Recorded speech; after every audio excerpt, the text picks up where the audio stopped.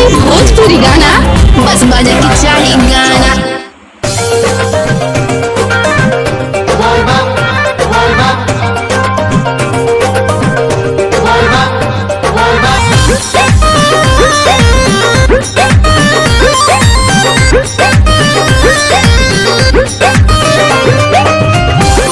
शिवाला पहुई बड़ी भीड़ हो, कैसे तू चिन्हवा लागल फिकीर हो।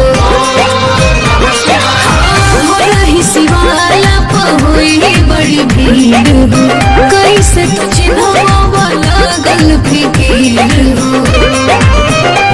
हर गेरुआ कलर लिखल बोले पर जवन दिल बन के। अच्छा जल ढारी कर जान उहे वाला साड़ी पहिन के। जल ढारी कर जान उहे वाला साड़ी पहिन के।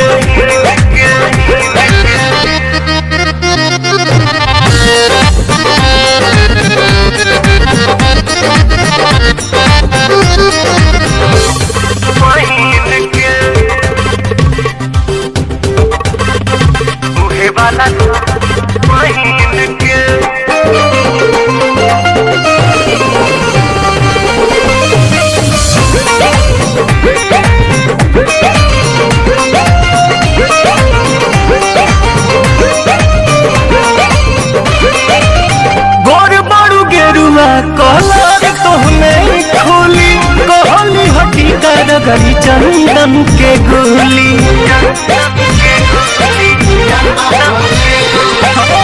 गोर बड़ू गेरुआ कलर तोहने खोली कहली हकीकत गली चंदन के गोली।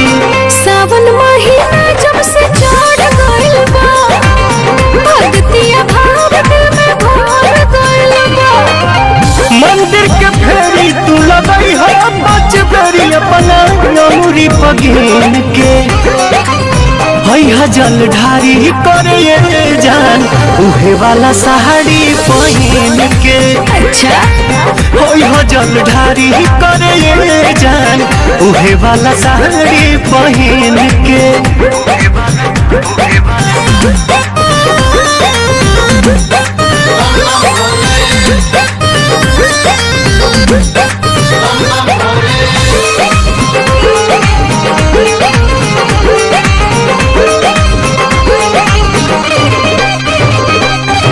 साचो कहीं लगतारू तना सुनर हो, भोला कोरस के हुके लागे ना नजर हो। साचो कहीं लगतारू तना सुनर हो, बाबा कोरस के हुके लागे ना नजर हो।